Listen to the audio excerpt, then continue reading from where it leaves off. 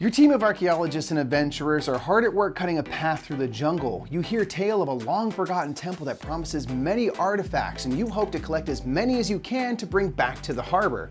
This is Quetzal, the City of Sacred Birds, which was designed by Alexander Garcia and published by Gigamik, who helped sponsor this video.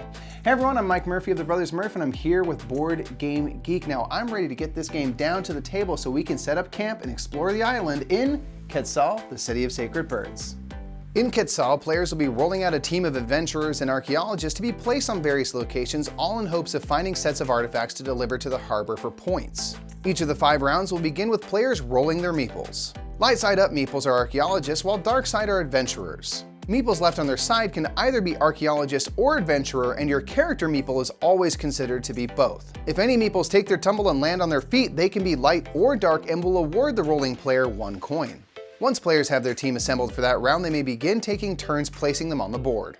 There are 3 types of locations on the board. Unique locations have spaces that a worker may go, being sure to follow the team member type needed, and the space will be activated later in the round. Bidding locations may take either team member type to start, but if a player can place more of the same team member type as a player prior, they remove the previously placed team members from that space and occupy it instead. Only the highest bidder will get to activate the location, and the usurped team members are returned to their owner to be placed on the board elsewhere. There are also free locations that have no limit to the amount of team members who can be there. Once all team members have been placed on the board, locations activate in order from 1 to 7. The only exception is the camp, which activates immediately upon placing your meeple and allows you to receive a coin and re-roll an unused meeple from your team. The Cellar of Knowledge may only be occupied by archaeologists and allows the player who visited to receive the first player token and gain a discovery point. Moving up the discovery track gains players access to coins, points, and upgrades. Next comes the temple, where players who place team members there will gain artifact cards. The more expensive the space, the earlier you get to pick cards and will allow you to draw multiple cards to complete sets.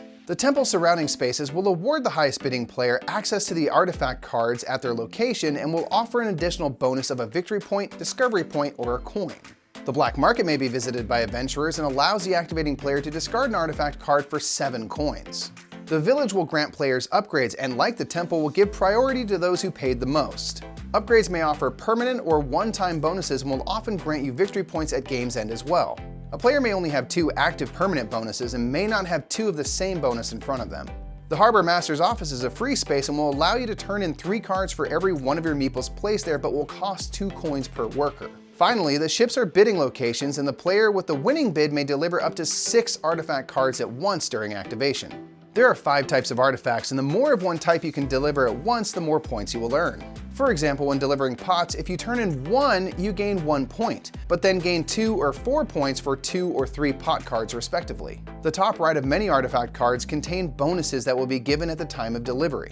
Players will play 5 rounds in which they hope to deliver as many artifacts as they can, and at game's end they will receive a bonus 2 points if they possess the first player marker, 1 point for every 3 leftover coins, and any points from upgrade tiles, and at the end of the game, the player with the most points wins. Quetzal is a worker placement game aimed at families, as the spaces are easy to understand and you activate them 1 at a time. Then you have the fun twist of actually rolling out your meeples and then have to decide what to do with your team based off of the team member types that you rolled. And if Quetzal seems like a game that you'd enjoy, consider checking out its page at BoardGameGeek.com to learn more. And until next time, I'm Mike Murphy. I've been here at Board Game Geek, and we've been going in focus on Quetzal, the City of Sacred Birds. Have a great day.